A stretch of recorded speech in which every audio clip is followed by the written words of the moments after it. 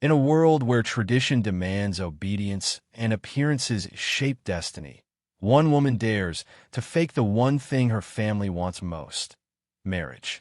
But what if the man she hired to play the role was hiding a secret that could change everything? This is not just a story of love. It's a dance of deception, discovery, and destiny. Lagos buzzed with life in the days leading up to Christmas. Markets were swollen with traders shouting prices. Car horns pierced the air, and the smell of roasted plantain danced through the streets. But inside a high-end boutique in Lekki, Ifeoma wasn't thinking about festivities. She stood still, staring at her reflection in the glass. 35, elegant, successful. Her luxury fashion brand, Nwoke Luxe, had finally become a name. She had her dream car, her dream apartment, and her dream wardrobe. But in her mother's eyes, she was missing the most important achievement: a husband.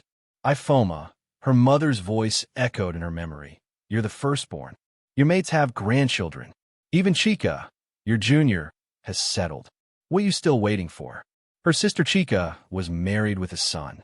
Her younger brother Yuzo was in university, coasting through life without questions or judgment. But for Ifeoma, every phone call with Mama was another reminder that time was sprinting and she was being left behind.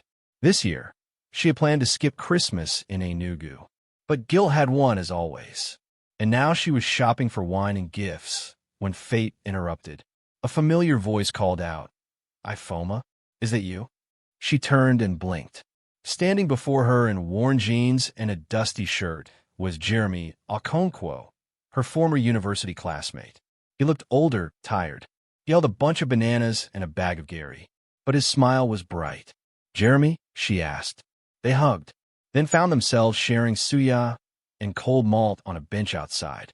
Jeremy, she learned, had fallen on hard times. Or so it seemed. He didn't share much, but Ifeoma assumed enough from his appearance. He listened as she ranted about the pressure of returning home unmarried. "You want peace this Christmas?" he asked, chewing slowly. "Let me be your husband, just for the holiday." She burst out laughing. "You? My family will judge you before you finish your name." He shrugged. "We'll tell them I'm a tech CEO, founder of a logistics startup.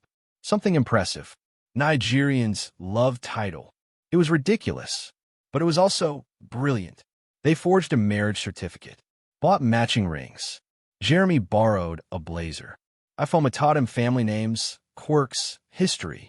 By the time they set out for Enugu, their story was airtight. The reception? Explosive. Mama Nwoke cried tears of joy. Aunties danced. Neighbors came bearing gifts. Jeremy played his role perfectly, humble, smart, attentive. He helped in the kitchen, played with baby Ibuka, debated politics with uncles. Chika raised a brow, but said nothing. Yuzo gave Jeremy a knowing nod. And somewhere between pretending and performing, Ifeoma's heart betrayed her. The lines blurred. What started as survival began to feel real. She hadn't planned on loving a man she thought was broken. But Jeremy was kind, thoughtful, funny. Her laughter was no longer staged. Her smiles lingered longer. Their glances turned into gazes. She forgot it was all fake. After Christmas, back in Lagos, the fairy tale unraveled. Ifeoma met her old friend Amaka, tech investor and gossip queen. They were catching up when Amaka gasped, scrolling her phone. "Wait, this your Jeremy is the Jeremy Okonkwo, CEO of Datalinks Innovations? The guy who just signed a $15 million deal in Silicon Valley." Ifeoma nearly dropped her drink. Her mind raced. The worn clothes, the bananas and Gary, the humble speech, it had all been an act. She confronted him that evening. They met at her apartment, the city lights casting long shadows across the room. "You lied to me," she whispered. Jeremy sighed. "I didn't. I let you believe what you wanted to.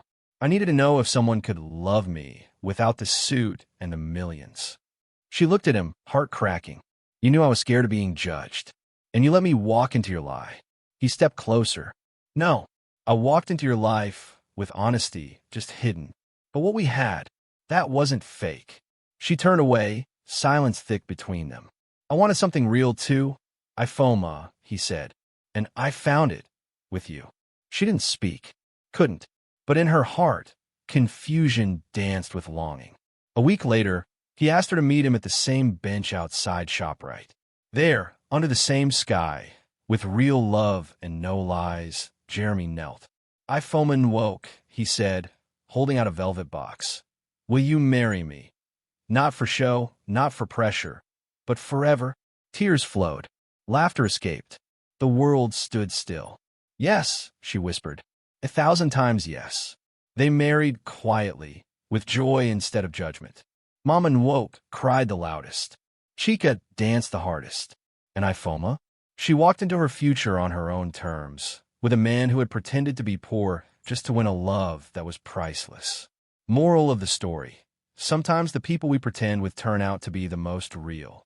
And sometimes the beggar at your door is the king your heart's been waiting for. Don't forget to like, share, and subscribe for more African love folktales.